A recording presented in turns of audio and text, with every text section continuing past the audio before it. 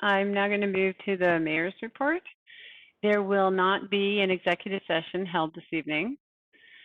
First item on my report today is a Black History Month proclamation, and I'm pleased to provide the following proclamation this evening, designating February as Black History Month in celebration of achievements by African Americans and in recognition of their central role in U.S. history.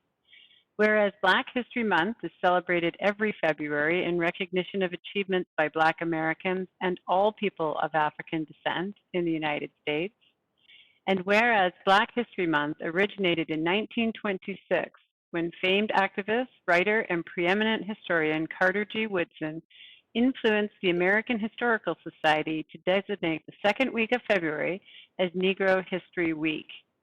And whereas Issaquah acknowledges and rejects the long history of institutional and structural racism towards African Americans in the U.S., and the observance of Black History Month calls our attention to the continued need to confront racism and build a society that lives up to its democratic ideals.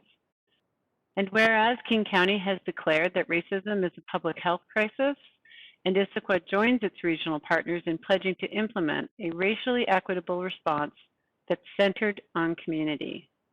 And whereas Issaquah honors the significant scientific, technological, economic, political, and cultural innovations of African Americans in the United States, now therefore I, Mary Lou Pauly, Mayor of the City of Issaquah, do hereby proclaim February 2021 to be Black History Month in the City of Issaquah and urge all community members to join me in this observance.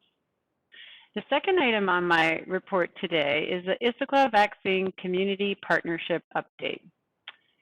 Our Issaquah Vaccine Community Partnership, which includes the City of Issaquah, Swedish Issaquah, Eastside Fire and Rescue, the Issaquah School District, the City of Sammamish, Costco, and the Greater Issaquah Chamber of Commerce and more, continues to meet weekly. Unfortunately, there is currently not enough vaccine available, however, to meet demand. And when that changes, Issaquah wants to be ready. As a team, we have been coordinating on possible vaccine distribution sites. Eastside Fire and Rescue has designated Andrew Stevens to be our manager for a future mass vaccination site.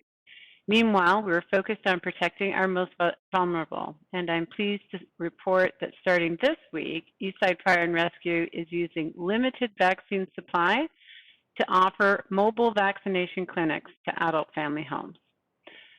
Learn more at issaquahwa.gov/vaccine, and we'll continue to provide updates as more information is available.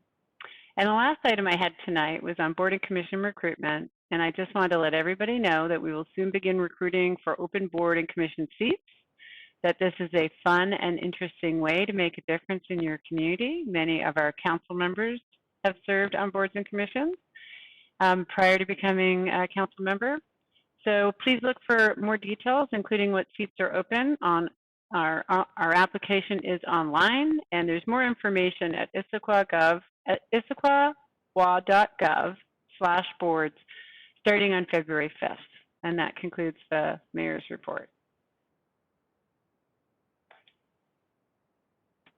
And the mayor is scrambling to find her next talking points. There we go.